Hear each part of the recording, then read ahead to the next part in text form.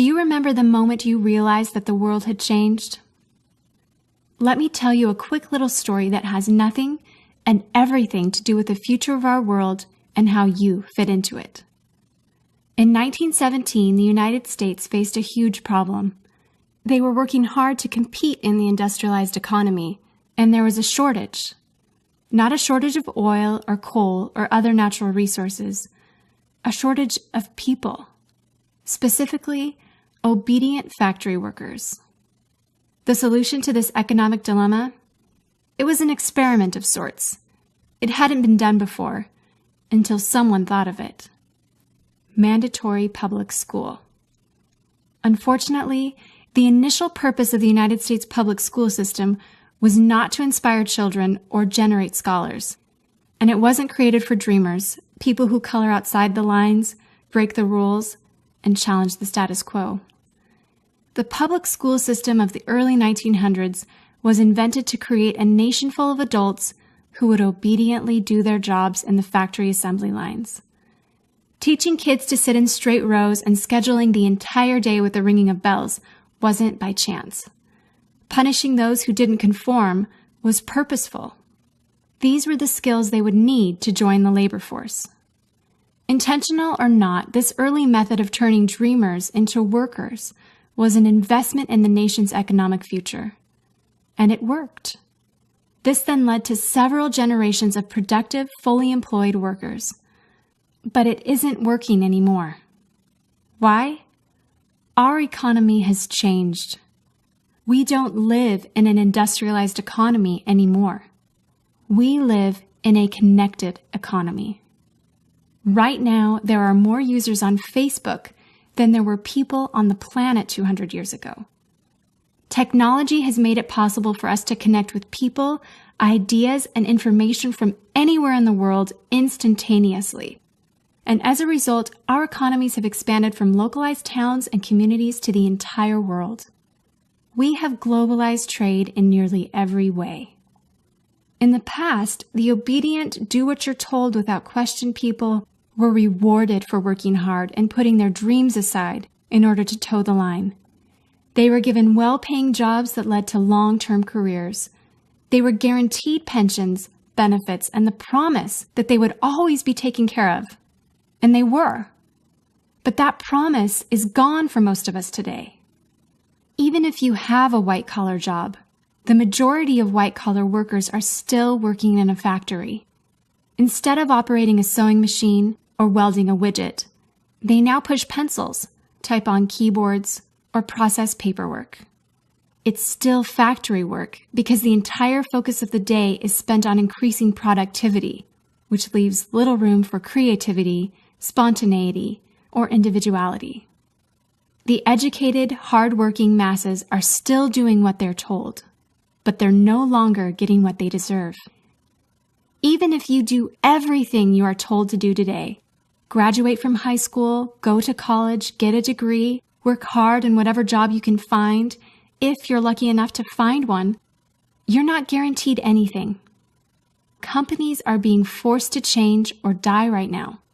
Layoffs happen much more often than job openings appear, and the highest paying jobs are disappearing or heading overseas at an alarming rate. If you have a job where your boss tells you exactly what to do, he or she will always find someone cheaper than you to do it. Did you know that the average length of a job today is about 4.5 years? Contrast that to the 1960s when it was 40 years. The connected economy rewards a different group of people. It rewards the people who see things differently, who don't conform, people who have ideas that no one else has, people who are willing to work hard but know that the old way of doing things is broken. The connected economy rewards you not for being a cog in the wheel of life, but for standing up and reaching out. The connected economy rewards the connectors. Whether it's connecting a person to a person, a business to a business to a product, or a product to a person, those who learn how to connect are the ones who will survive and excel in the connected economy.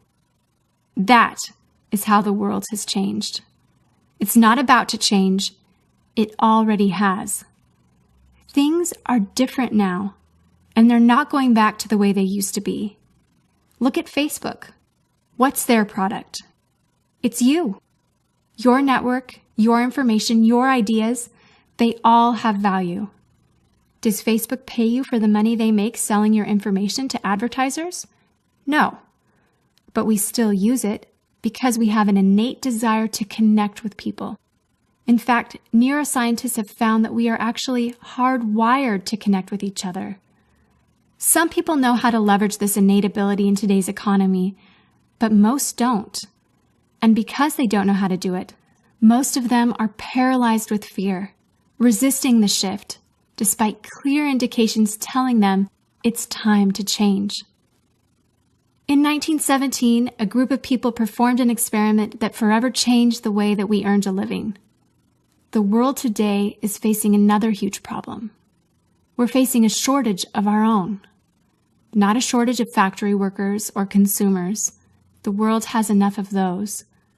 We have a shortage today of dreamers and connectors. And so, we're holding our own little experiment. And you happen to be the subject of it. This 8-minute presentation was specifically designed to seek out and find the connectors around us. Those who recognize that we are on the brink of the next economic revolution, who are ready to thrive in the connected economy, and who are searching for the best way to do it. The internet and technology are rapidly changing the way that we do everything today, including how we make a living. It's not too late to embrace the change and find a way to make yourself relevant and profitable in our brave new world. And that's why we've invited you here today. We've created something that rewards you for connecting. It pays you for bringing people together behind a cause, product, or idea. And we have systematized it and made it so that you can do it from anywhere with anyone at any time. If you are passionate about helping people, if you are passionate about changing lives, if you want to position yourself to be a capitalizing force within the connected revolution instead of just a bystander, let's start now. Do you remember the moment you realized that the world had changed? How about the moment you realized you could change with it? Are you ready for the details?